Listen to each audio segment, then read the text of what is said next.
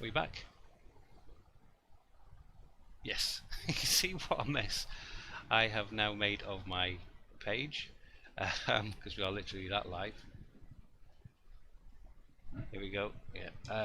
So, again, apologies. This I wish was a lot more slicker. So what I'm going to do is nip over to Facebook and just let everybody know that this now is the one to go and watch. I wish it was just easy, as in like you switch it on and you could start it and that was it, and you didn't have to do all this faffy stuff. If any streaming sites are out there, please make it easier. It's technically a little bit challenging for us sometimes. Yeah, that was the live going one. I'm trying to find out where to post it, even create a post.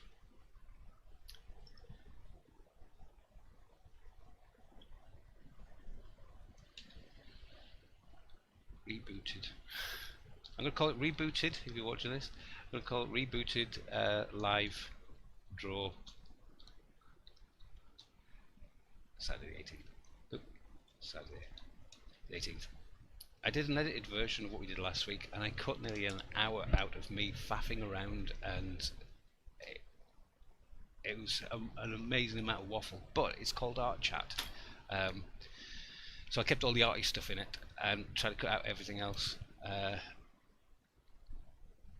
So I'm going to try and repair the screen now, because we don't need to do that, so I can take that away. So I can move that camera.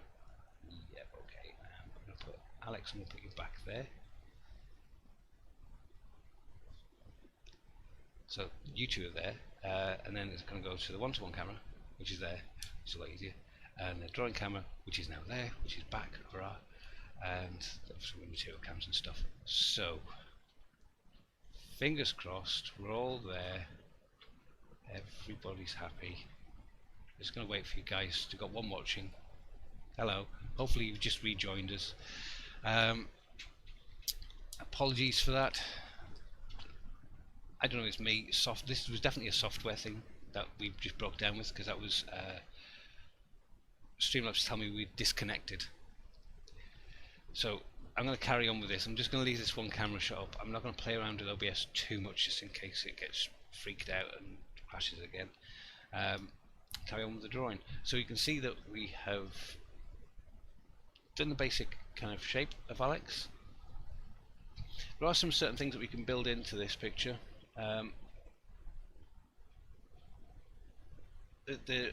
Like into the inside of the face and body of Alex is some of the larger lines as well, and larger shapes. So I was looking at this shape of it where his neckline is, and the collar shapes are great because these two kind of triangles kind of give support to the neck and the head, bring those two things together. I'm going to flick back. I was just thinking, I'll flick back over to how the mouse works. I'm having a really bad morning today. Oh, where is it? There we go.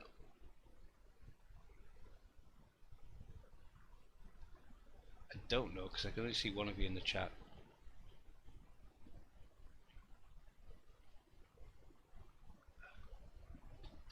With this mouse not working, it gets really hard to change the screens. I pin that to the top of the page so people see it first. There we go. And hopefully those people who we did lose in our live stream will find us again.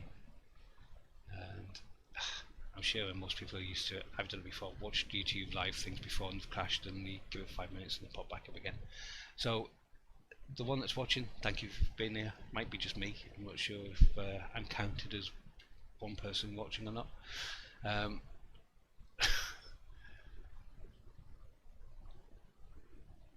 There is benefit to using YouTube over different platforms like Facebook and things, but I'm beginning to think, sometimes when you get used and comfortable for something, that you don't want to move from a different platform. Um, we might go back. Well, I was thinking what we could do is we could use several platforms. I've been doing live drawing over on Twitch every week. Every couple of days I've been jumping on there doing bits and pieces. I haven't really advertised that too much because it's a brand new platform and I'm kind of figuring my way out around it. Even though you'd think I am really should be more au fait with YouTube and things, but to be honest with you, this is proving a lot more difficult, and so is Facebook. Twitch is really easy, but I can't necessarily expect everybody just to jump over to Twitch. So I'm thinking of just doing a live draw on YouTube and then doing some on Facebook and then doing some on Twitch, and hopefully after a period of time when things get worked out and things get a little bit easier, it's like we can all kind of join together into just doing the one. But for now, I'm going to maybe try a couple of things out. So we did Facebook for about 15 weeks, jumping onto YouTube. Today was a lot easier getting started than last week. It's just for some reason the software decided to switch itself off, and then I was stuck.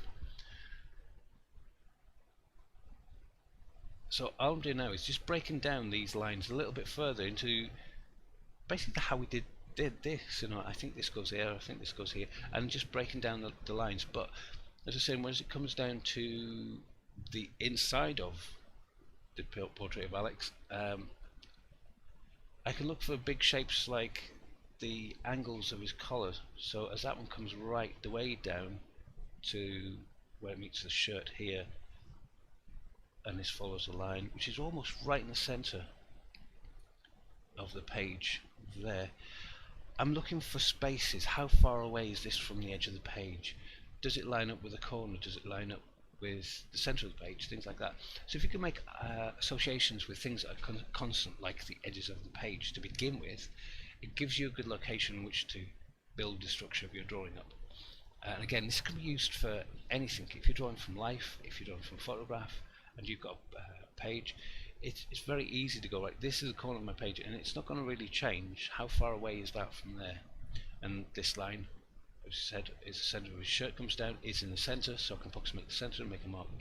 I'm not getting a measuring tool that I'm measuring it. I'm using my eye to adjust as I go along.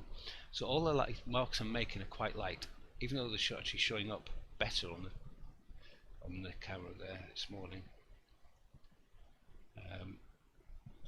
Saying that, but that camera's actually just frozen. So I may have to do the portrait as it is. I'm not going to faff around with it too much. At least it's frozen literally on the portrait itself. I can see how far the face comes in away from the edge of the page. It comes in about that far, and then the angle of the head comes up this way a little bit, and that line from that point comes right down to that chin.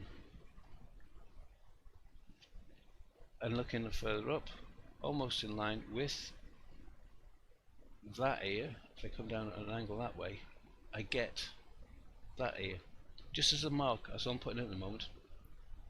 And I might find that this jawline comes down a little bit further, which means the neck comes in that way a little bit, and that this line is lower down. So, and just small adjustments. I'm not worried about if I haven't got it right, but every time I make an adjustment, it has a knock-on effect to the next part that I'm drawing. So I'm moving around the drawing. I'm not getting stuck too much and going into too much detail in one place too soon. And drawing quite lightly as well. All marks I've put on here I can take out without necessarily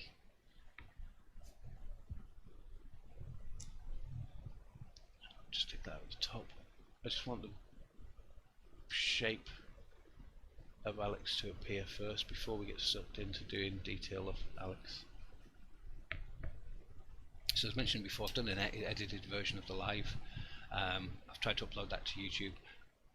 Unfortunately at the moment I haven't managed to get YouTube to accept the video. I don't know what's going on. It gets 95% processed and then just stops. So when I get all that figured out and when it starts all playing ball, I'll you'll be able to sort of see the edited versions of the live draw classes and watch them at your leisure, if you like. I'm looking at just spaces of shapes at the moment. I'm doing this one very similar to where I did Kathleen's portrait, where I looked at spaces and shapes of the hairline because it gave me a frame as to where the rest of the features were in the face and how far things sort of go up and go down in line with things, how far they are away from the edge of the page. So I'm just literally moving around. Hopefully this is all making sense to you. Apologies for all of the technical stuff. See, when I'm going to edit this one, I dare say 95% of the video so far will be gone. So you won't have to watch me suffer the frustrations of the internet world.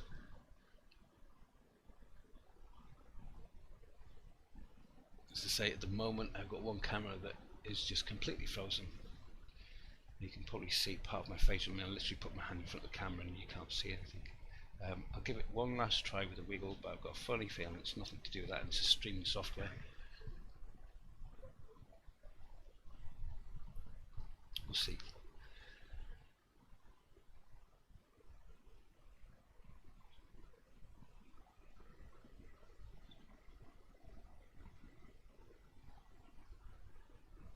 I don't know why computers do this.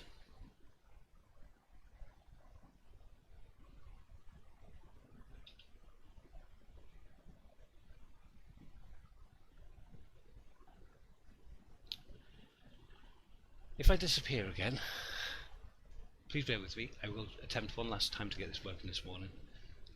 I'm going to try and switch cameras. If I disappear and I can't come back, I'll switch this off and then restart it again. So if this pauses, don't worry, and I will try and come back again. Right, that seems to be okay because I'm moving. I'm going to wait because there's like a slight delay that it comes up live on YouTube. Right, so that camera's working. The drawn cam is frozen. That's what we're drawing today.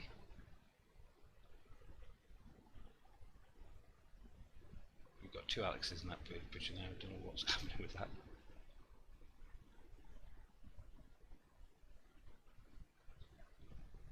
I'll give that camera cable a wiggle.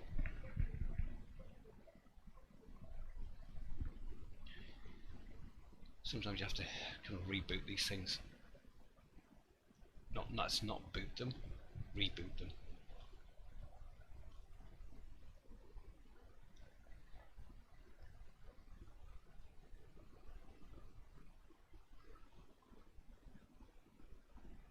So hopefully, yeah, it's working again. I know it seems hardly worth it, but when I'm explaining things, it gets really difficult verbally, and it's great to have a good visual to it. So if you could only see the part of the portrait, it doesn't make much sense. So as a visual medium, I'm going to move that a little bit more in. There we go. In focus and in shot. So you can kind of see. Now I know it looks like the angles are going off in two different directions. But it's because you're looking at it from an angle. What hopefully you can start to see is the negative shape that I was talking about the edge of the page. That negative shape is starting to be more accurate as we go along.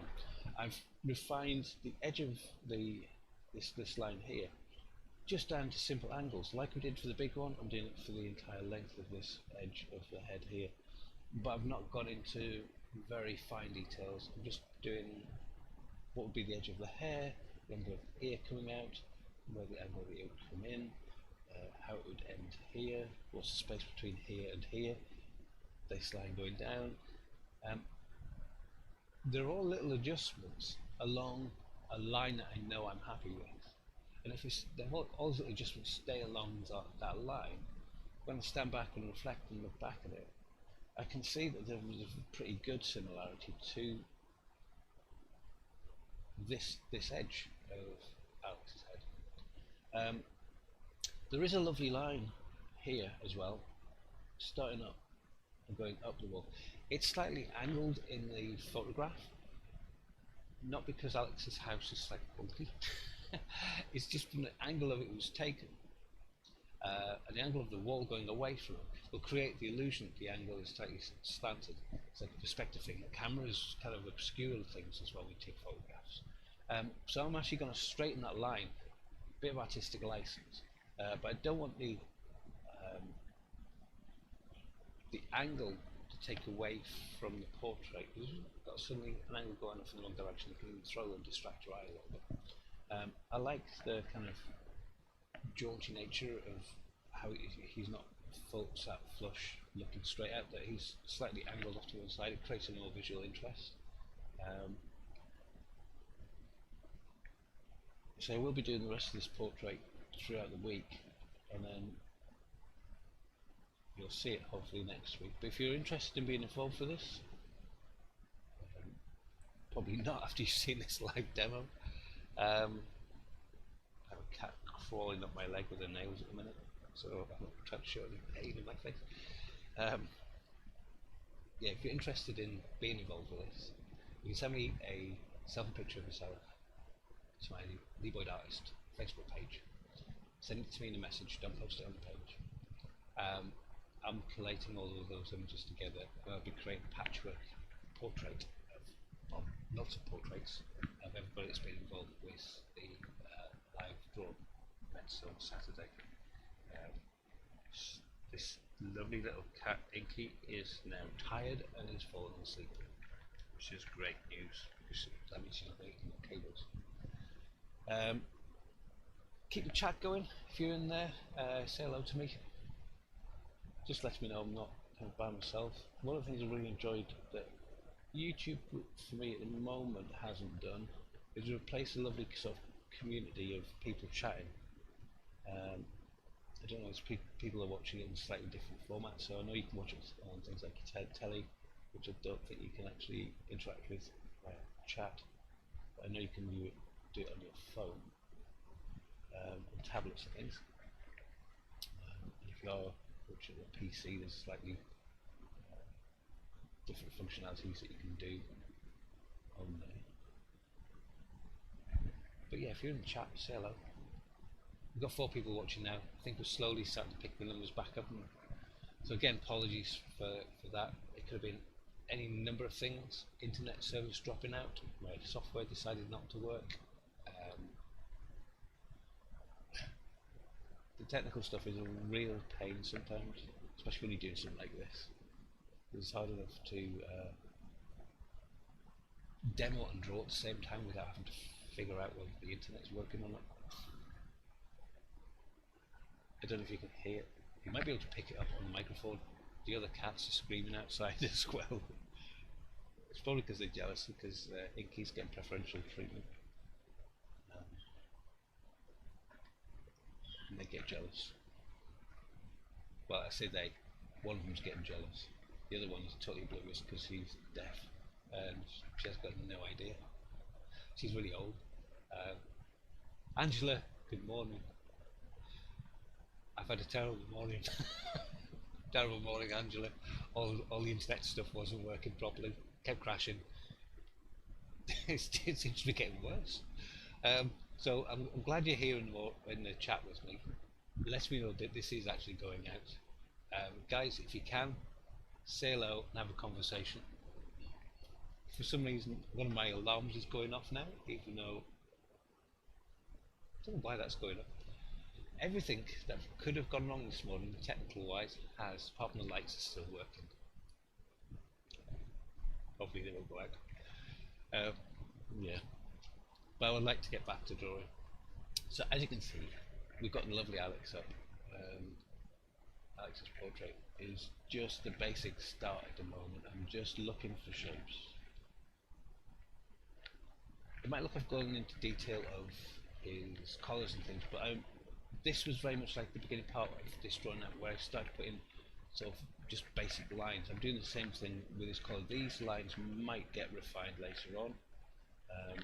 Looking at shapes of how things move across the space, how they line up with each other. For example, this line the top arc of that part of the collar lines up perfectly with this one, and this one's too high, so I've got to move this down a little bit. So move that down a little bit.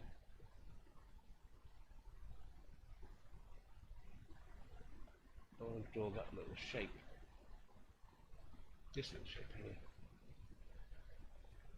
and then it comes down that way.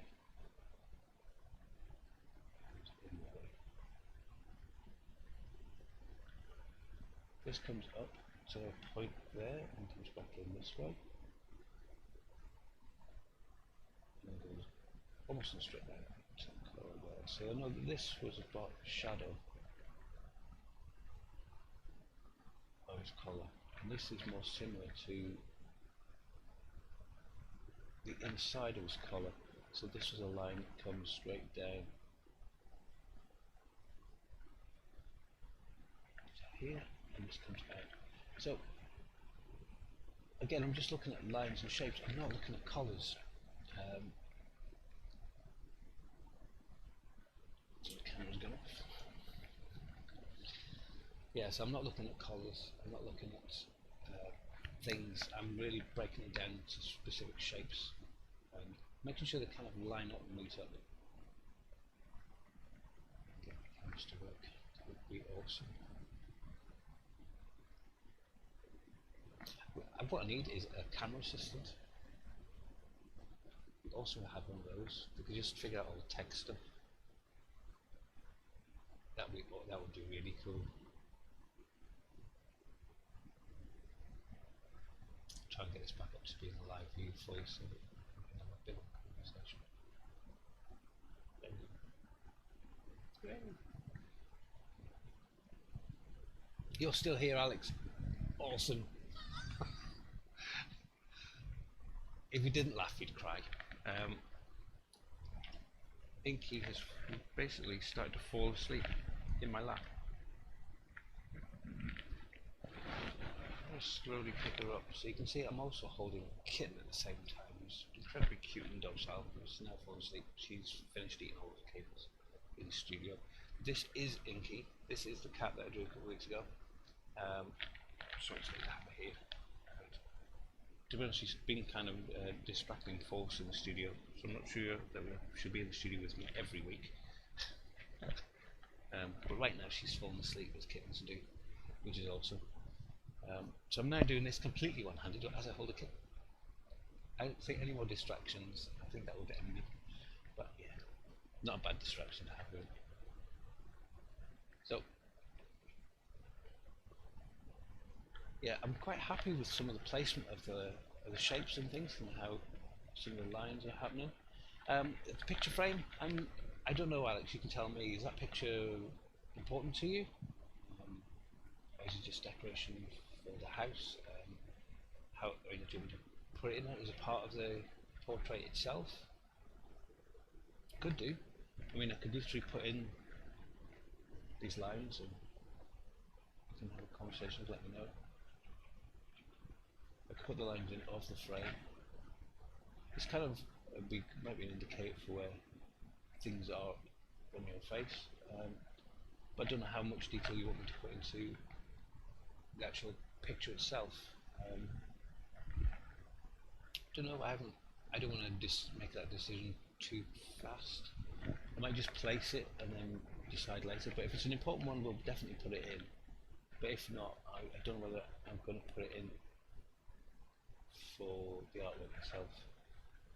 But I don't know. I haven't decided yet. But placing things like that, even if the things you're not going to have in your final picture, you can still map them in. Cast on the TV, but have to minimize the screen on the iPad to access chat in case that helps. Oh, that's classically helping people out. Alex, appreciate that. So yeah, if you're drawing something, say from a photograph, and there's elements of it that you're not going to put in your finished artwork, you might still want to place them so you can figure out where the main component of what it is you want to draw goes, and then at some stage remove it. So at the minute, I'm not too sure whether to put that picture in the background, but what it will do is it'll help me place certain things. So I know as that line comes out, let's go over that way a little bit. It comes out through the bottom of this ear, and as this comes across, this line comes line in front, comes across. I can hit certain structures, so it should line up with that part of the hair coming out. It gives me a kind of sense of where his eyes are going. There's another part of the frame which is up a little bit there. And as you take that one across, it does actually hit the top of these glasses, so I could continue that line and I know that's where the top of the glasses go. So you can use things as an anchor point, even though you're not going to have an final picture. To put in simply just as a shape or a line in this case.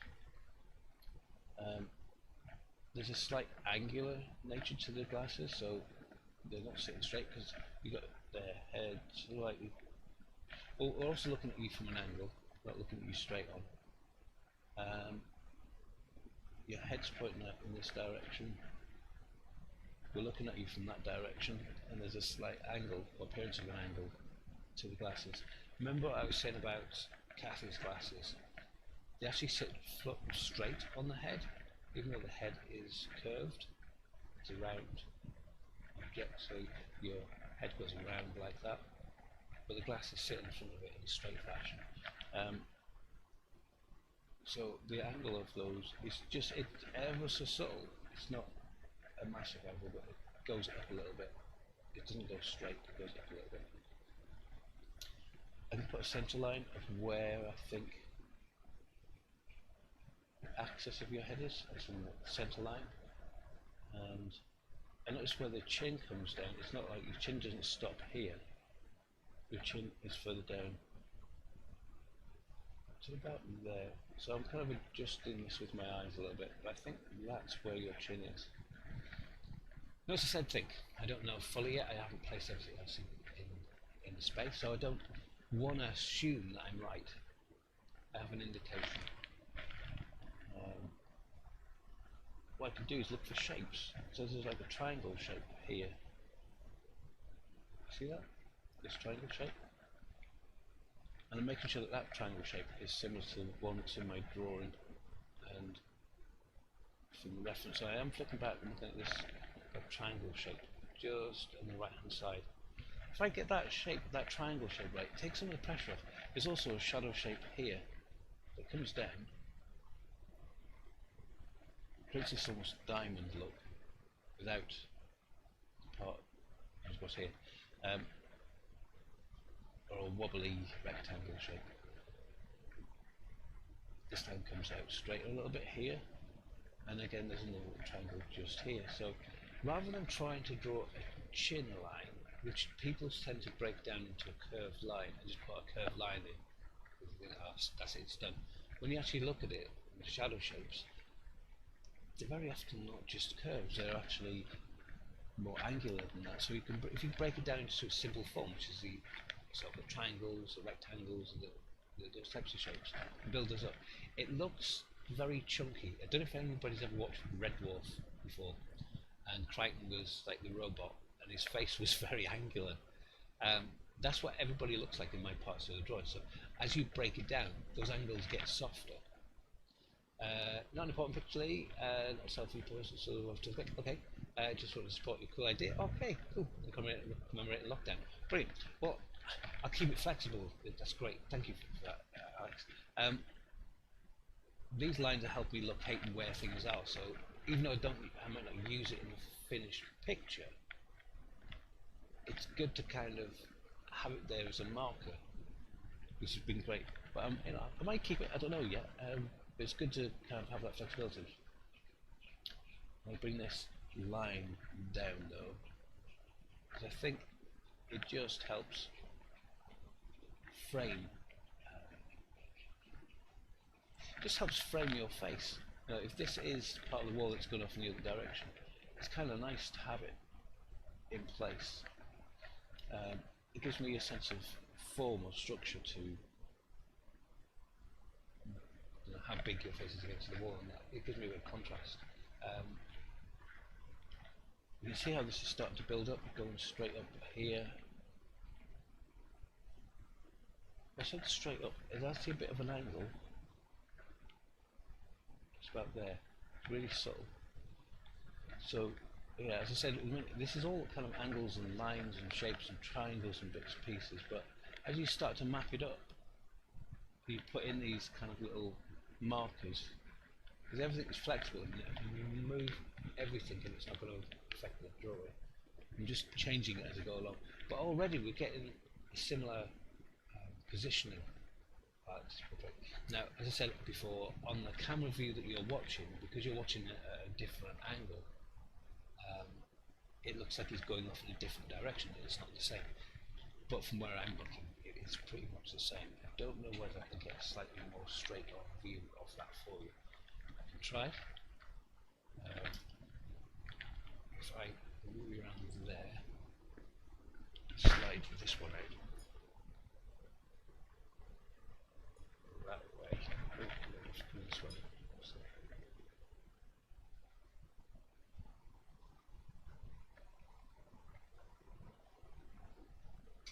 So, is that any better? A little bit. Uh-oh. This is, now got two cats in here. This is, I'm not going to pick her up. Loie is deaf. Is one of our own cats, and she has this amazingly loud meow because she can't hear herself. So you've got no idea how loud she is. So I don't know. Can you hear that? If you're in the room and you can hear that, just let us know. But she sounds like incredibly, like she's always angry, but she's just got no idea how loud her meows are. Inky, the kitten, has fallen asleep, which is a blessing, because otherwise we'll count some more draw. But yeah, as I said, this is really nice as a wall, as a shape, because it gives me a nice balance. It breaks the planes of the portrait up a little bit and creates a visual interest. Something to be aware of when you're doing portraits. It's not always about having a passport-like photograph of somebody looking straight on. Because I think that's a route kind of removes some of the slight personality, but we can get that from the personality of you on this picture, Alex. There's a lovely angular nature to the lines on this shadow, creating the neck. I like the open shirt, makes you feel very relaxed, and there's a certain style as you are wearing a shirt.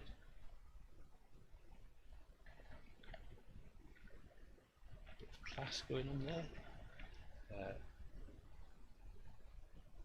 There's a wry smile you've got going on as well, quite liked in this portrait.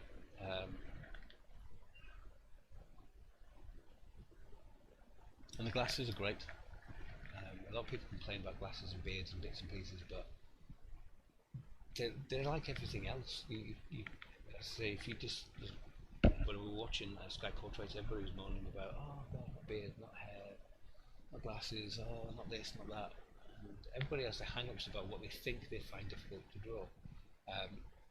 But if you listen to everybody, we wouldn't be doing a portrait because there wouldn't be anything on the screen.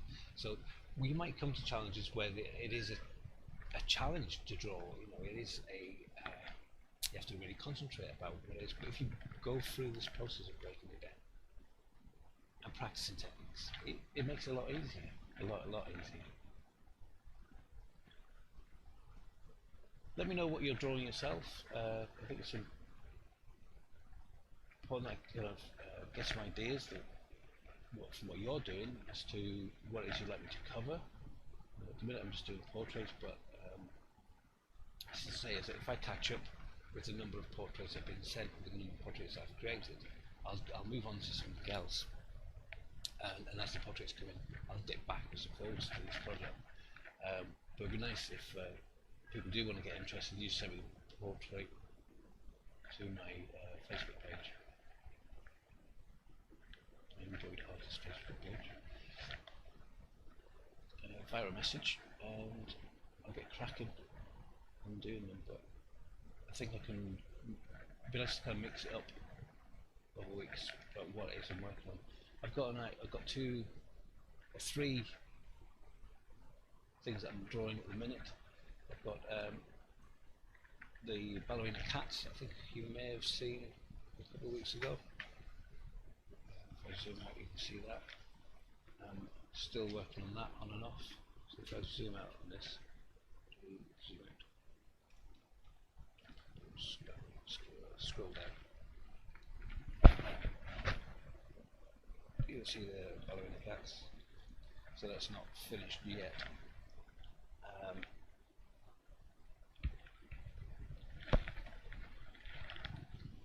So there's that one.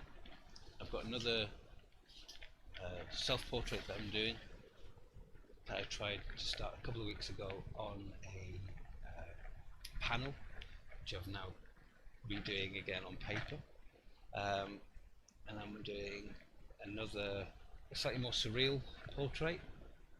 It's one of my manimal ones, and it's a lady raven in a bird cage in front of a street scene, which is a composition of all different things I've been thinking about putting together. So I keep myself kind of fresh in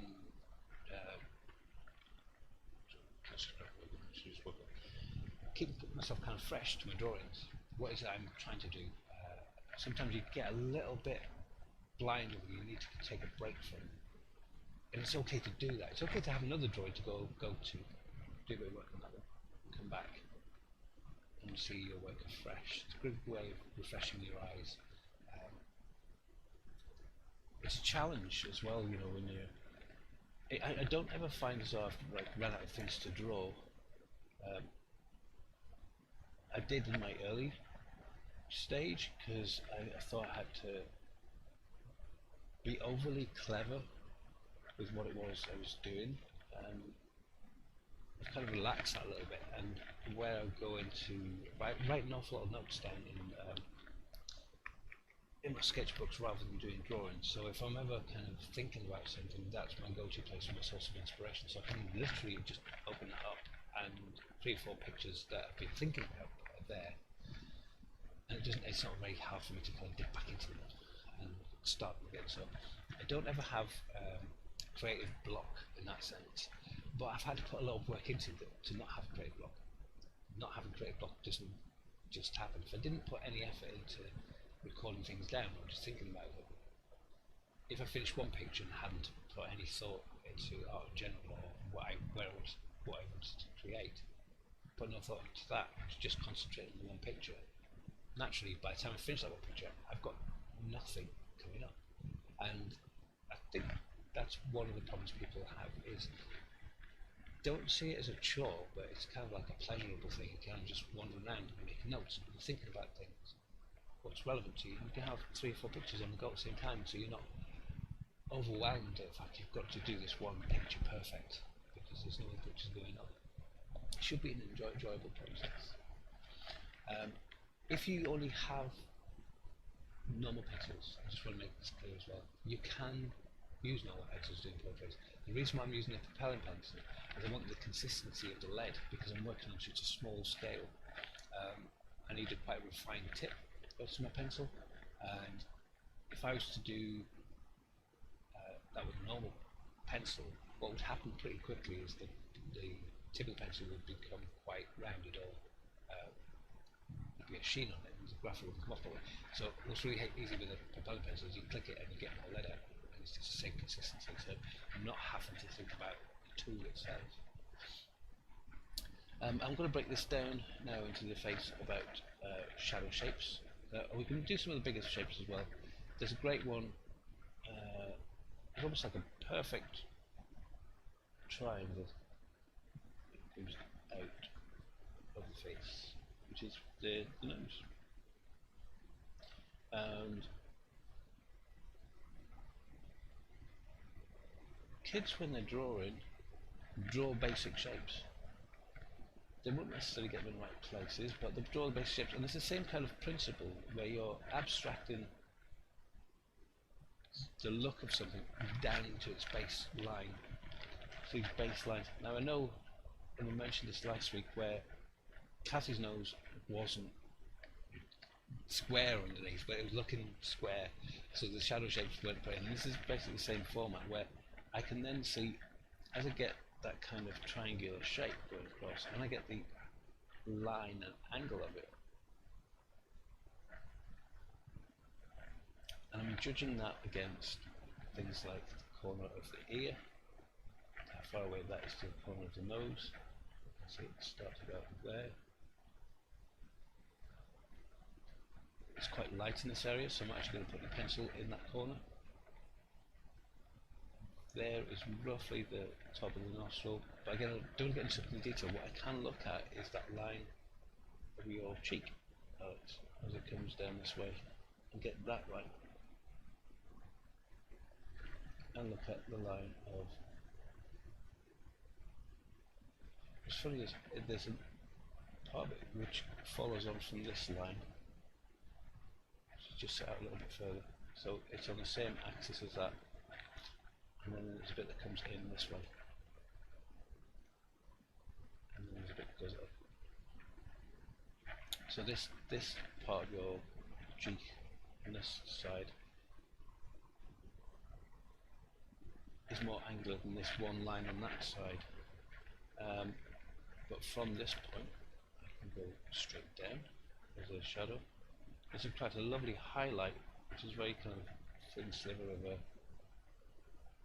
rectangle shape just there on the left hand side. Can you see that? And rather than a square base, it's got a slightly chamfered edge, like that. It's very fine. Let's zoom in and we can see that a little bit better.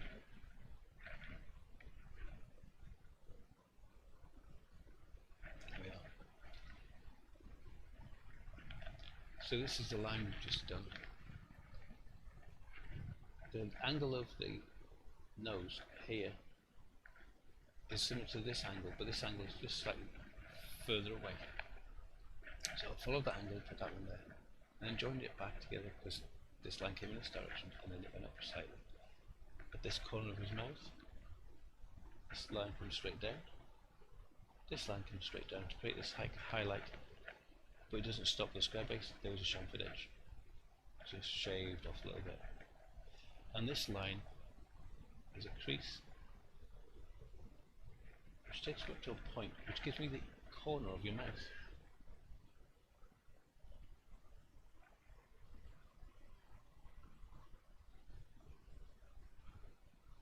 So again, I've got a shadow shape. I'm looking for shadow shapes all the time rather than things where there's a shadow shape just on this side of your nose. So this area here is a shadow shape. So this isn't a thing, it's just where the cast shadow from the nose, from the lighting conditions in the room, creates this shape. Those shapes are important, just as important as a nostril, as a shape of an eyeball and things, because what they'll do is they'll give you form and structure to the face, give you a believability, they'll give you a three-dimensionality to it. A shadow is cast from a shape that is catching the light but casting a shadow. So if I put my hand in front of my face, as the light comes down, strikes it, it might cast a shadow onto my part of my face. And if I get there, if you can see it there, I can draw the shape of that shadow on my face. You can see in the top right corner of the screen. That shadow shape on my face is quite important because it allows you to believe that this hand is in front of my face. It creates a depth to your picture. So all of these subtle shadow shapes on people's faces that people kind of rush through a little bit, they're almost as important as the features themselves because they give you the form and shape of the face, how they fall across the shape of the face. So I'm just going to map those things in as well. It's important to get the lines and angles of things, but that's a basic one. It's kind of a, and then it comes right across. I think it is almost, I'm just looking, there's a slight angle to that. But there's a dark part of your mouth here, which is almost in line with that nostril there. And there's a slight line that comes up. It's the other side of your mouth. Can you turn it? the cameras run together. So I've got a very basic line about where your mouth line is. I'm not going into detail, I just want to get a basic structure. So I'm breaking things down as to where things are in your face, and then breaking that down into picking out things like shadow shapes. How it actually comes up there. There's a lovely line that's created, which is the other part of your glasses.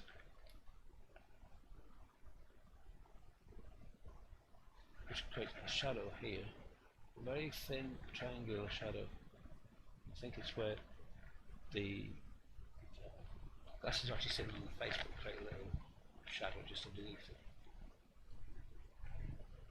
We've got 5 people back in the room. I'm taking it some of you are watching on large screen TVs, or you've got iPads and things, so you can't quite see the chat. But if you are watching, the chat's really important. You know, join in, say hello. The whole reason of being kind of an interactive live thing is that we can communicate with each other, and you can ask questions. You know, it's not just me drawing without any influence. I'd like to hear what you think. Questions that you have, problems that you find when you draw, what are they? Let me know. And so I have been creating little videos. I've done one so far. It's taken me ages to edit it. Of how to sharpen a pencil. It's just a very simple process, something I do all the time, but people ask me an awful lot about because I do them incredibly long points. So it's a long pointed pencil sharpening video. So I'm trying to upload that to YouTube. YouTube is not playing ball. Every time I put a video up on YouTube, it says it's processing. It's like 95%, just stops. But what I'd like to do is create little videos for you guys. So if there is something you want to know, you want me to try out, you want me to explain a little bit more, let me know what it is. I've put on my homepage on YouTube, if you go to, there's like a discussion section on it, where I've just basically asked the question, what is it you would like to know about art the most? And you can fill that in, you can type it in your heart's content. You can write the comments in if you want to, at the bottom of the video, you should be able to see them there as well. But yeah, if you can join in live. It's good to see everybody. One of the things I really loved about Facebook is how active the live chat was. So if you can do that, that would be awesome.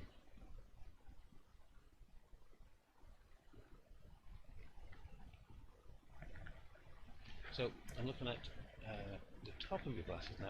I've kind of put this little, it's almost like a highlighted bit just above your glasses frame here. There's another one which is lighter, it's like a lighter shape across that eye here, and then there's this shadow shape which I want to put in. I'd say at this point people can look a bit kind of blocky and robotic, and it looks very angular and a bit weird, but as you start to fill those planes in with a tone, you can soften edges, and as you go from one tone to another tone, it kind of breaks the blockings down into making it a very kind of rendered smoother finish. So that's how we got kind of Kathy's look. It's exactly the same process that I'm using. It's nothing difficult, because I'm literally going for shapes. I'm getting shapes right first. I'm not worried about things such. People, when I do demonstrations, they often ask, "Can you draw?" They'll go off on a random list of things, and the fact of the matter is, yeah, you can draw anything, absolutely anything, just using this process. It takes you practice. You might make a few mistakes to begin with. You might rush certain elements of it. You might forget certain elements of it. It's okay. It's part of the process. Angela, you're working on constructing the head. One of to draw paint without needing a reference picture or something. Not there yet, but getting there. Well, yeah, it's kind of fun to make your own faces. Certainly learning the anatomy, the structure of faces, the light falls on a face. Your lighting is important, because that'll set a tone for your colours as well. You know how you sometimes take a photograph with a flash, and it bleaches every detail of person's face out, and look very sort of ghostly and you only get small details, so like a nostril, maybe a bit of a line that concentrates two very big eyes. But some of the subtleties of the tonality in people's faces, so it depends on what it is you like to do with your artwork. One of my suggestions is, this isn't necessarily copying from another artist's work, but get artists' work who you really like and have those around you. You're not copying from them, but there's a source of inspiration. But to have them up there visually, you might think you know them, but to have them there visually as you're working really help you look for the qualities in your own work. I often put a lot of art books around me, that things that are relevant to the piece of work that I'm working on. So it's not that I'm copying, say, a head from there and putting it here. I'll be creating my own work, but I might have elements of how people have used brushstrokes from another source, or a certain texture in a picture that I just found visually interesting that I like, that I'm going to have in some format in my drawing. It won't be the same copied texture, but it's there as a reminder. So you can pick up lots of different influences, just have them around you. They're almost like an artistic security blanket, that you're curating your artistic vision, and it's already out there, so you're not having to hold it all in your head as you're trying to imagine something good. But literally, we could take Alex's head and start getting to turn and look around. Because we start to get the structure of it. So if you think back to Disney and how they create cartoon characters, they'll have a very simple structure to them, but they're able to animate and move around the simple structure of it. So they might make a, say, a wire frame. If I can get my camera back up. If anybody knows how to figure this thing out, the camera utilities, let me know. So yeah, so say for example, it's his head or a ball, or whatever it is, they'll have a very simple structure, and they can rotate that basic shape around to do certain things, and how light falls upon it can give it depth. So there might be something you can kind of look at. So rather than going into the full rendered detail of the face, break it down to simple components and start to play around it that way. If it's something artistic you want to apply to the structure of it, almost like the rendering that they put around in a computer, CGI, you're putting your artistic paint down on top of it in the same process. Have your inspiration on it, because it'll give you a direction. It's flexible, you can dip in and out of it as you need to, but you'll probably have a better focus on what you want to do. It's very hard kind of going, trying to guess what your drawing is going to be as you're doing it, because you can make it adds pressure to you. You can't have that worked out, planned already. That might make it easier for you, so you can attain a confidence in you achieving things that you want to aim for. And as you become more practiced, that's when it becomes more free flowing. You can just chop and change things as you go, but you need to build up to that level. So don't be too worried if you're not quite getting there straight away, and beat yourself up in the process. Build up to that process. Hopefully that helps a little bit. But thank you for asking the question. That's what I really like about doing these art demos, is this bit, not just necessarily me drawing. So yeah, if you've got any questions, do ask, because it's kind of more fun for everybody that way. I think you get a lot more out of it anyway. You can disagree with me if you want. I don't mind. It's not. I'm giving my artistic take on it. Just because I'm an artist doesn't mean to say I'm always right for everybody. Sometimes I've been challenged, and it's made me think. Okay, I didn't really think of it that way. I like how people's individual minds work. That's what makes the artwork interesting. So if you've got a different take on something, even if it might not be my artistic vision, I always appreciate a different perspective and point of view, because I think that's quite important in artwork, that we don't get too set in our ways of what good is and what we think bad is. Often you can see artwork that connects with us and artwork that just doesn't. not to say that the artwork that doesn't connect with you is bad, just just doesn't reach you in that way. For other people it'll be amazing. So you kind of, it's a bit like music in that sense. One genre of music will get your toe tapping, another genre of music will not. I'm sure some of my tunes, and I've got like an Amazon playlist going on, and it offers me selections of music that is similar to the ones I listen to. And some of them I listen to and go, yeah, I do really do like that. And other ones go, why would they just send me this? So it's like a flavour. Your artwork is like a flavour. Some will be relevant to you, some won't. I think the conversation is interesting about it. Tell me what you think. What type of artworks do you like? I think that's always a good question for artists to ask back to people, because they initially it's a case of where people go, oh no, you're the artist, you know. No, it's just my opinion on something. It doesn't mean it's more important than yours. In fact, yours is slightly more important than mine because I'm an artist. And if you're just starting out, your sense of wonderment is far more natural. I have to kind of sense of wonderment. You're trying to just figure things out. You're much more explorative when you're thinking, and you kind of everything's out there for you. Sometimes when you practice something for a long period of time, you can fall into comfortability of your process. It can be like a trap sometimes. Sometimes I need to kind of change direction and do something else to keep my eyes and my brain kind of thinking creatively in a new way.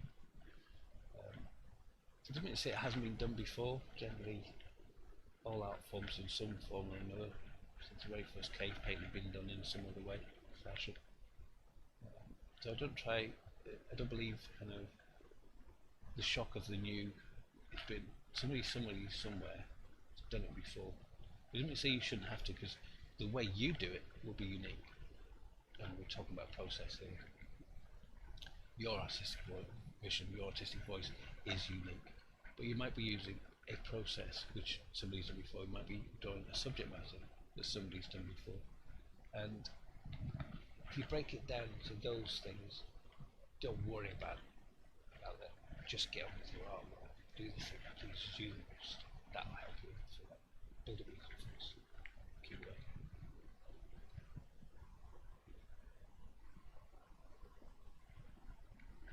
There's some more questions on there. As we've been trying, I've been kind of drawing out the shape of this glass frame, and this eye in this glass frame. I'm not drawing the eyeball and a pupil. What I'm actually drawing is the shape of that entire eye where it comes in. I'll do the other one in this one now. Because I'm looking at the space of where things start and stop. So there's something quite angular going along this bit here as it comes up. Can you kind of see that shape? It comes down, across, down, across, down, across. If you look at the reference picture, it does the same thing. And following that kind of angularity to this line, because it tells me where, but if I come out that way, it tells me where the beginning part of this eye is.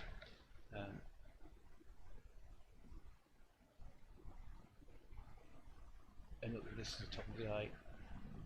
The top of the frame of the glasses is almost like a highlight above it. Can't really see that in a minute, it's just a dark line. I can go back in the monorays and just try a light line later on. I've got an idea now where the corner of this eye is. I've got an idea of the space of it.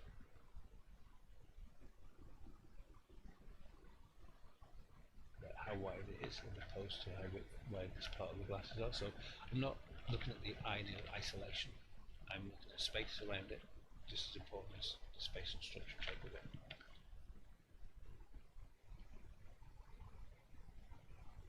I kind of get a shadow shape which comes off in that direction. I'm not going to draw pupils in, I'm just drawing where they are. This line is a little bit more across this part of the nose, so initially I had it in a little bit straighter, and now I'm putting it in a bit more angled.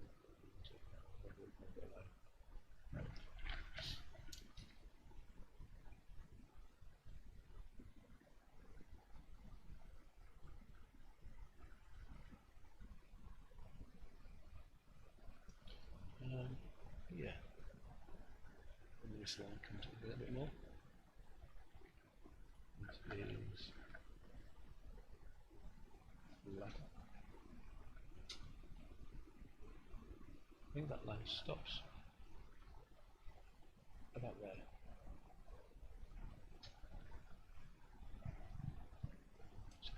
So initially where I put that line in, I carried it all the way out. And I was kind of making a bit of a triangle shape, but it actually stops about there, so I'm just going to get rid of the bottom part of that triangle. I'm actually looking at this shape as opposed to the shape that's on my picture. Just balance it and do the other same. And they're starting to, yeah. It looks like on the camera I've got a very vertical line. If I put my pencil there, it's a very vertical line. But if I spin this around to the view of the camera, you can see how angled it is. So I haven't changed the angle. So if you look at the top right hand corner, if I put my pencil on the length of the cheek, just about here, it looks like on that camera it's quite straight. But as I bring that around, keeping the angles, you can see how angled the pencil is. So that's what I'm talking about perspective of your drawing. If you are leaning to one side or laying back and you're drawing out front and you're drawing it from a different point of view, your angles can be different. This is directly in front of me, and I've got my reference directly in front of me here as well. So I'm looking at the angles of things and just moving them across, put them in. I can literally do that by putting a pencil on the angle of Alex's head. Oops, doesn't be. And then move that angle across and put a line on the page. You can do it that way. I'm doing it with just my eyes, but if I go back to 14, just on the lines. It's something you can practice. Draw simple shapes, draw simple squiggles as well. Do a squiggle on a page, set that aside. Try and recreate that squiggle with the same principle of breaking it down into simple shapes and lines. It's quite an interesting exercise to do because it's analytical and you're using observation. You're drawing something that's random abstract squiggle rather than a thing. The problem I think when it comes to portraiture and people and things is we assume what something looks like. So if I said to you, what colour are leaves on the tree, and it says green, and what colour is the bark on the tree, and it says brown, because we're going back to a default thought about what a tree looks like. It's a simple explanation. I know not everybody thinks that bark is brown, trees are green, but as a way of explaining it, it's that similar process that sky is blue, grass is green. What about a sunset? And the grass is in somewhere that's really, really hot, it's actually being burned brown. We start to assume what colours are, we start to assume what things look like as well. So we have to kind of reawaken our eyes and look past the thing and look at what makes the thing, what shapes are they. This is basically all we're doing here.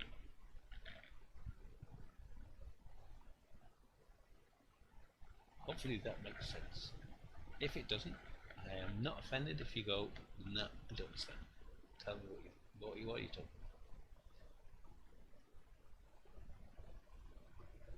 So there's a slight shadow shape happening with the hair, which I quite like. I get you can be visually interested in certain aspects of things, and there's a lovely little kind of shadow just about here, which is where the hair is kind of coming up, puffing over, which I quite like because it says a lot about kind of adds personality to the picture, I think. So I'm starting to build in some of the shadows. I'm actually can actually start to block some of them in as well, where I know they're going to be darker, and it starts to create a form.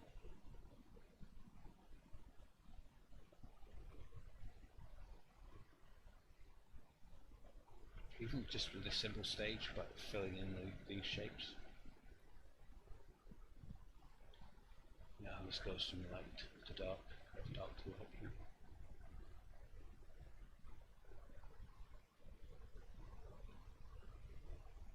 So I'm literally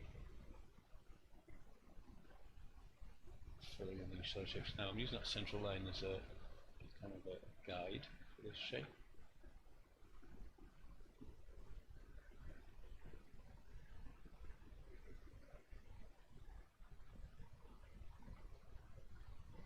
There's a lovely bit of light that catches this cheek.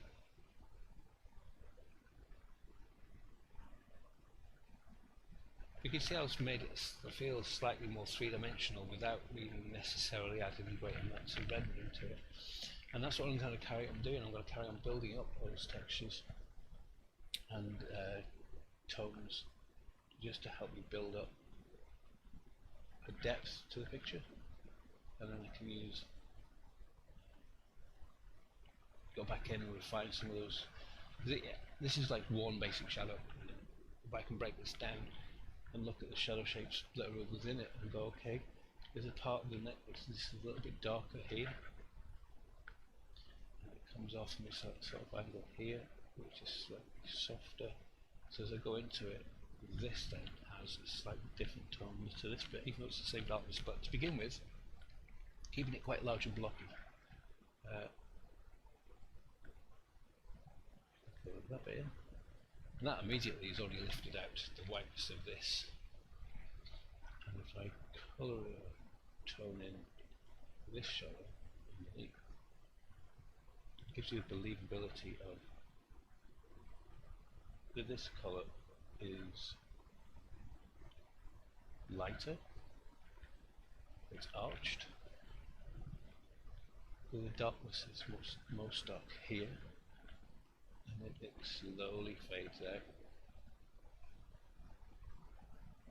Sometimes you get hard edges, sometimes you get soft edges, and it's good to kind of analyse, am I looking at a hard edge or a soft edge? And you can see that by crispness, which is the shirt, and the softness, which is the shadow as it comes out from underneath the collar and catches the light and slowly disperses into the shirt itself. So it's, again, it's darker here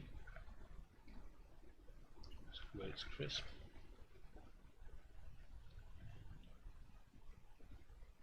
it gets to the centre point here, it gets a little bit lighter.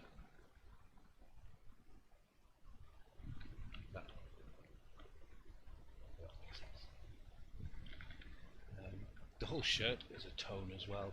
In fact, everything in there has a tone on it, so nothing will be white and left out. But at the moment, I'm helping finding structure to my drawing by breaking it down into shapes.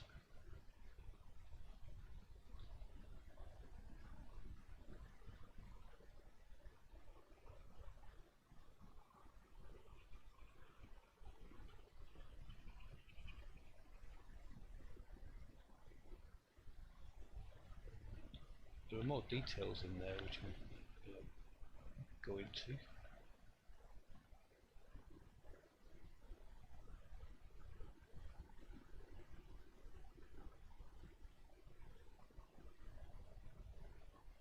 Approximation where those pupils are, but I don't want to get sucked into doing pupils just yet.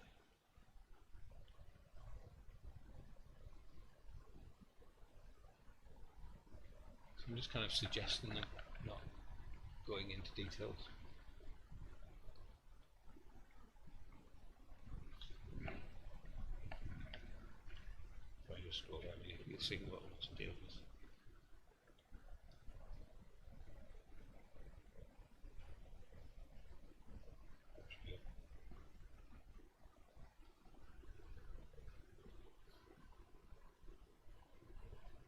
She's now fallen asleep in my lap. But she's kind of laid on the cable of the microphone as well. And she's look. It's a bit like bird watch, but with cat watch, kitten watch. She is like, she runs around 90 miles an hour and then just stops and goes to sleep. Doesn't matter where she is. So hopefully you can get a better perspective of the drawing. Now that kind of drawing shape that I was drawing up there, even from a slight angle, is too rounded. So what I'm going to do is take the top of that off, straighten it a little bit. Take it back. slightly better. Sometimes when you get a different perspective on things, it helps you to see them. So it's interesting having working with the cameras. If you've got a mobile phone and you've taken a photograph of your artwork as you're doing it, you get a different perspective of it. Often you can point out things that need to change straight away, like angles of things or position of things, and they're a good useful tool, and use them. We seem to think that being a perfect or good artist means you work in pure isolation, just hand in eye, and you ignore everything else, and you can do it in an hour, and it looks amazing. There is a level of achievement in that, and it's impressive, but it doesn't always make a good artwork. You know, got to be a little bit more to it. It's nice that you picked out the commemorating an idea about lockdown by having all of these portraits. So the collection of people is more important than just one individual face on the portrait thing. Every individual face is important and giving it as equal attention. So that conceptual and technical aspect of what I'm doing kind of marry, and that's what the balance of, hopefully, I feel would be an interesting artwork. I can only go from my perspective because I'm the artist. When I put it out there, people might just go, little faces, and just move on. You know, it might have no impact in them whatsoever. I can't worry about that. I can only do what answers my own questions. So it's a bit of work for yourself is to kind of figure out what it is you like, what it is you would like to do. You might not know right now, but how you can build up your experience, how you can build up those answers is an ongoing process, and it never stops. I'm still doing it. Great artists I know are still doing that process, and it's an interesting one because it keeps you fresh. You're not kind of falling into a pattern of just recreating the same thing because that's what you get known for. We get kind of shoehorned into creative. They might still produce that type of artwork for the market, but equally they're also pleasing themselves on the sideline by doing the things that they want to do for themselves as well. You know, there's a balance to these things. Sometimes you get asked to do commissions, and it's not exactly the thing that you would do or want to do for yourself, but the commissions work in building your experience, and then they can feed back into doing your own work, which again builds your process, which it kind of feeds itself. It's this constant cycle. And as you start to investigate and find things out about artworks, or artists who kind of inspire you, or ideas that inspire you, go and investigate them, it just opens the door about what you can create. So I'm interested to see what you create, Angela. I know sort of like one comment on the chat has led me into talking about it for half an hour. But yeah, no, I'm interested to see what you create from it. You know, who are the people that kind of make you go, wow, when you look at the work?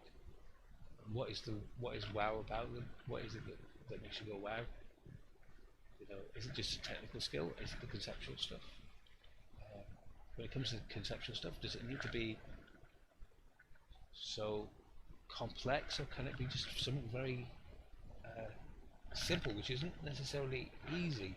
You know, this is the rub for these things. You know, sometimes when you look at things and it's got a very complex concept, and you're going, oh well, it's not that interesting. It kind of takes all the fun out of you finding out your own answers to something.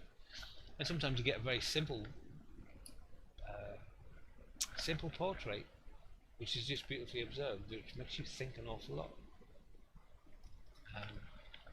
And it can be, I don't know, for example,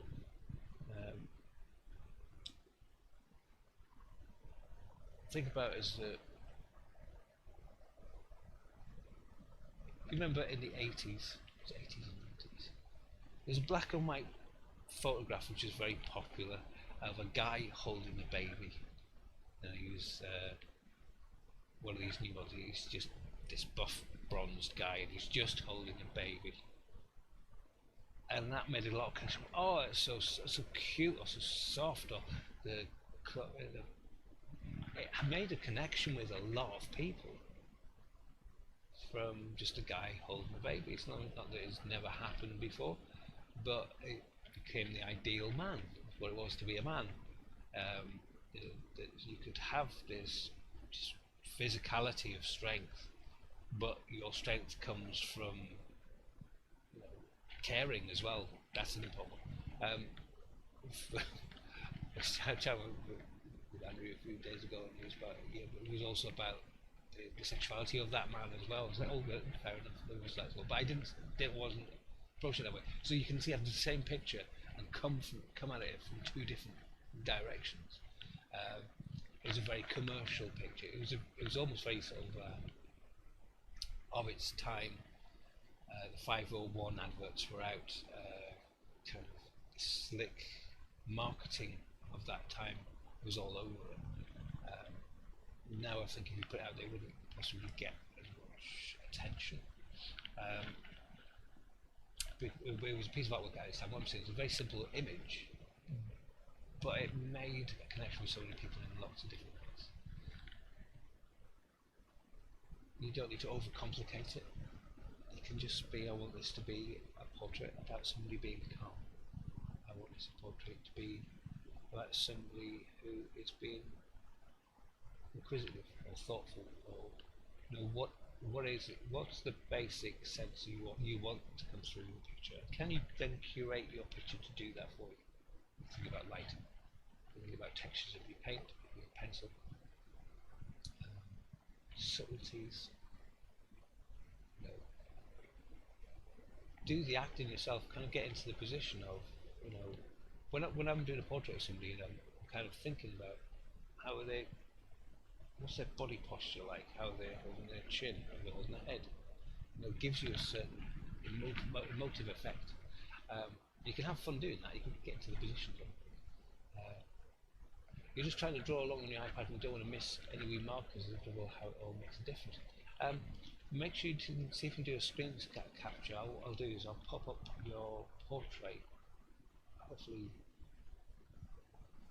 there we are. See if you can do a screen capture. If on your computer you can use your Windows key and your print screen key, it will save the image to your files, your photo files. If you're using an iPad, I think it's like the power button and the volume button will take a photograph of it, and it's pretty much similar for your phones as well. Then when you get it, you'll probably have that little tiny picture of me in the top right corner and the Art Chat logo and tip jar and stuff. You can edit that out, so you've just got the picture, and then you can work from that. Hopefully that I'll leave it up for a few months so you can take a screenshot of it. So Alex, you already have it because it's your picture. If anybody else is drawing from it, have a go. And you see, just simple lines and building up. There's certain things like the reflection and the glasses that we'll be looking at as well.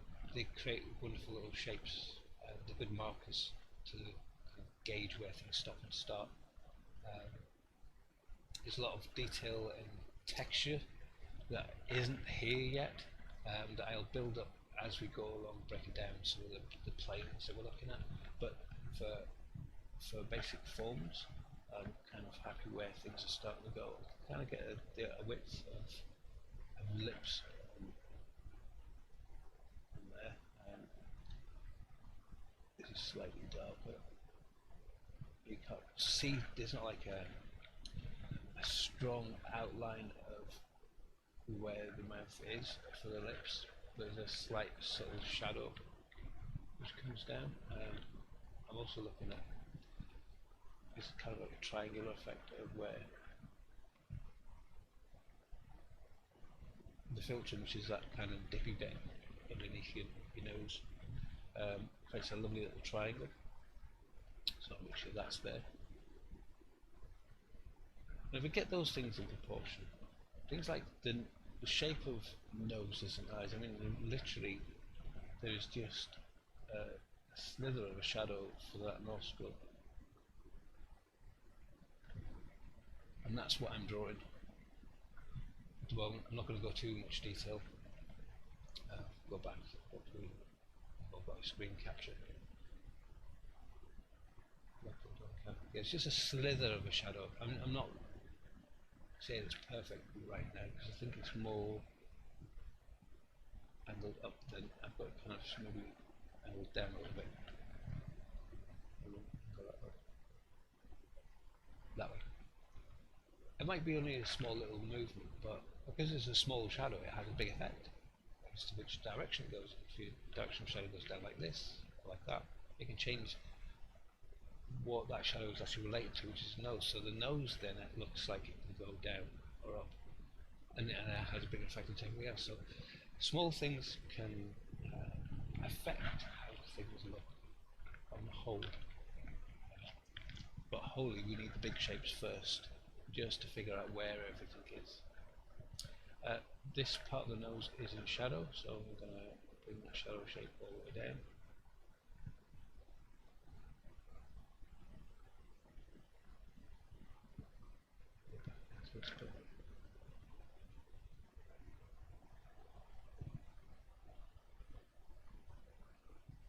Again, it's a little bit lighter, but this is all in shadow. Almost look like that point. Let's building that shadow up. Now that shadow comes up around the chin. And then this one. This is a lovely, lovely triangle shadow just underneath your chin, just there, which I want to place. It starts to lift off in this direction, and then the shadow is about there. I've got it too narrow, widen it out. But it's a lot softer than I've got this, too harsh.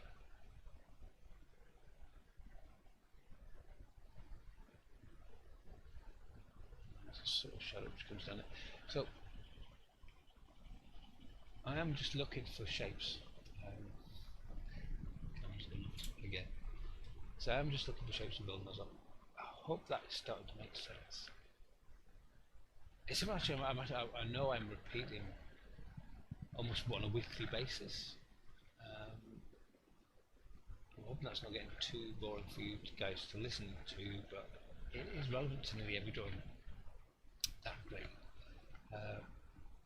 Let me know what you think. If there's something else you'd like me to try and approach or subject matter in the drawing that you have particular difficulty with.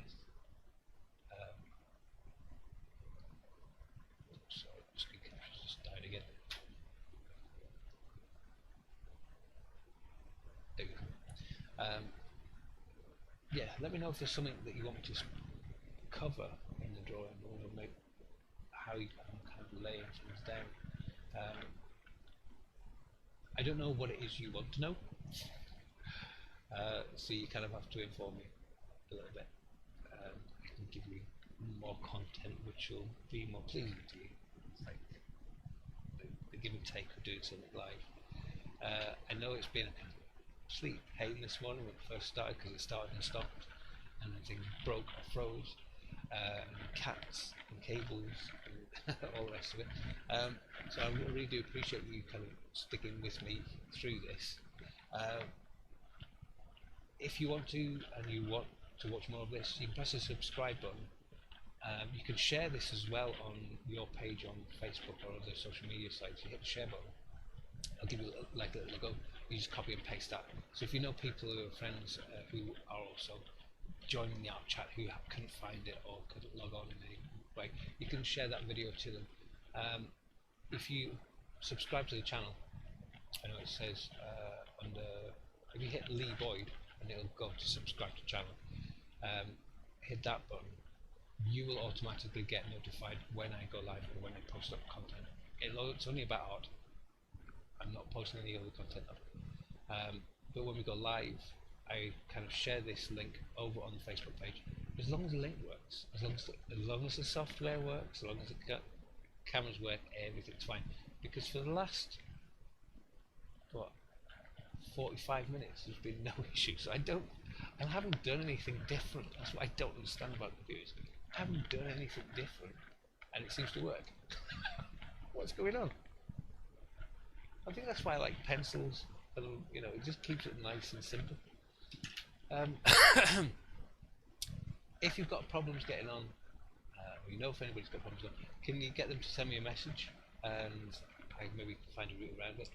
Um, I do think I'll probably do this one last time next Saturday on YouTube, but I think there might be merit for me to do the Facebook one constantly as well. It's just a slight issues with Facebook that you have to link it to a game, believe it or not, when I go live on my Facebook page. So I'm not playing a game, I'm doing a live broadcast. I haven't figured a way around doing that yet. But yeah, so I might do a Facebook one as well as doing YouTube, as well as doing Twitch. But let me know what you think, what best suits you. Many say it really helps to look at me. I'm glad you like it so far. But yeah, as I say, even look, it's just breaking it down step by step by step, and they'll continue on with this portrait through the week. I've got other drawings that I'm doing at the same time, so I can spend a couple of hours doing it, a couple of hours away, a couple of hours doing it. And normally for 4 or 5 hours, and it's normally done. Which sounds 4 or 5 hours for a portrait that's 15 centimeters tall sounds like a long time, but I would spend 4 or 5 hours if it was an A2 or A3 or A4 or A5, whatever this format is, for the level of work that I'm putting into the portrait. So the scale isn't necessarily the thing. You know, often when you hear people go, I'd like a portrait done, can you do one, how much is it going to cost me if I get a small one done? Is it cheaper? And they're going, no, it's the same amount of work. It's sometimes harder because you've got less space and you have to leave information out and you can't go into too much fine details. Or, you know, what is it you're looking for? And it's hard to fathom that because you're getting something smaller, it's not cheaper.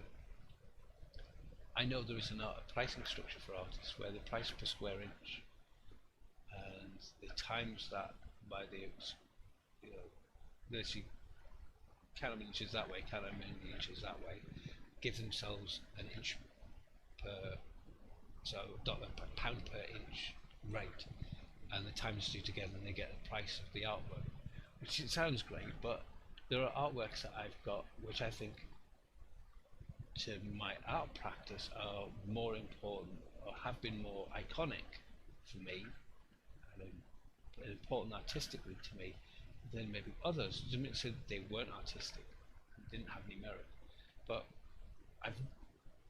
they have slightly more value. They do have more value to me as an artist. So I have paid the respect by saying that their value is more as well. But people will look at them and go, "Oh, that one's smaller than that one. How can this one be more expensive?" But then I say, okay, diamond ring or my clapped out Hyundai outside, which one's worth more? My car is bigger. Okay, starting to buffer again. See you next week in case you don't come back. I think I'm still working. I don't know. I don't know anymore. But it's come to 1 o'clock, so I'm going to leave it there. Thank you so much for sticking with me today. It's been a tough one, especially in the start. Again, I thought I had it cracked, but I'm getting defeated always by technology. Fingers crossed, live art classes start again soon. I will continue on doing these broadcasts, but I do miss the live classes. If you have friends who are interested in art, well learn to draw, enjoy an artistic chat, get them to drop by every Saturday, 11 o'clock GMT or British Standard Time, whichever one we use, 11 AM Saturday. Join us here. This nice collection of artists who start to build footfall together. So yeah, drop by. I know in a minute now there's 3 people watching. We had 5 earlier on. Throughout the week there's been a lot more than that. We watch the videos, they watch them on YouTube and watch them from different places. So it's been building a nice community of people as it's going on, and that's what I like to do. It's more for you guys than it is for me. Although I do get an awful lot out of it. it helps inspire me to what I do in our work as well. So thank you for being here, really appreciate it. See you again soon. Press subscribe if you want the links of all the videos and the live chats that will come up. You can follow me on here on YouTube, Instagram or Facebook. Okay, guys, take it easy, and I'll hopefully see you again soon next week, and hopefully without any issues. Fingers crossed, all the cameras are working, lights and things. Alright, take it easy guys, see you again soon. Cheers.